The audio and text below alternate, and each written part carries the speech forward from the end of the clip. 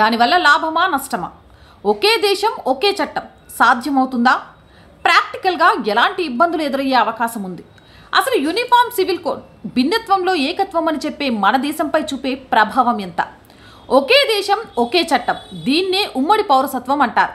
మతపరమైన ఆచారాలు సాంప్రదాయాలకు అతీతంగా భారత భూభాగం పరిధిలో ఉన్న పౌరులందరికీ ఒకే చట్టాన్ని వర్తింపజేయడమే యూనిఫామ్ సివిల్ కోడ్.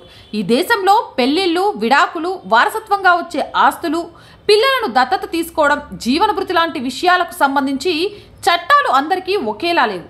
పౌరులు ఆచరించే మతం, విశ్వాసాల ఆధారంగా ఒక్కో వ్యక్తికి చట్టం ఒక్కోలా ఉంది.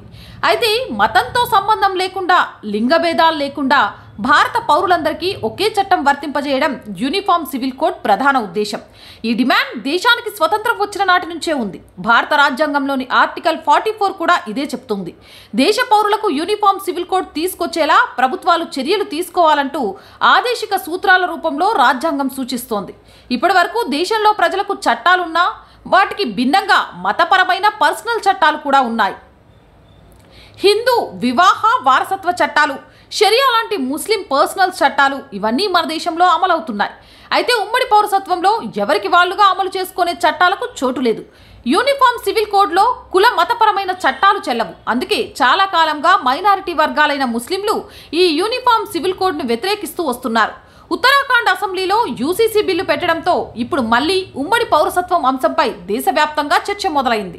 ముస్లింల షరియా చట్టాలకు కౌంటర్గానే యూనిఫామ్ సివిల్ కోడ్ తెస్తున్నారనే అభిప్రాయాలున్నాయి. షరియా చట్టాలు అనాగరికంగా ఉన్నాయనేది వాళ్ళ వాదన. ఇందుకు ఇస్లాం మతంలో భార్యలకు విడాకులిచ్చే ట్రిపుల్ తలాక్ను ఉదాహరణగా చూపుతున్నారు. 2019లో కేంద్ర ప్రభుత్వం ఈ విధానాన్ని నేరుగా మారుస్తూ చట్టం కూడా తీసుకొచ్చింది. ఉమ్మడి పౌరసత్వంతో కులం, మతం, వర్గం, స్త్రీ, పురుషలింగ భేదాలకు అతీతంగా దేశంలోని పౌరులందరికీ సమాన హోదా లభిస్తోంది. చట్ట ప్రకారం ఆడ మగ ఇద్దరూ సమానమేననేవి లింగ సమానత్వం కల్పిస్తోంది.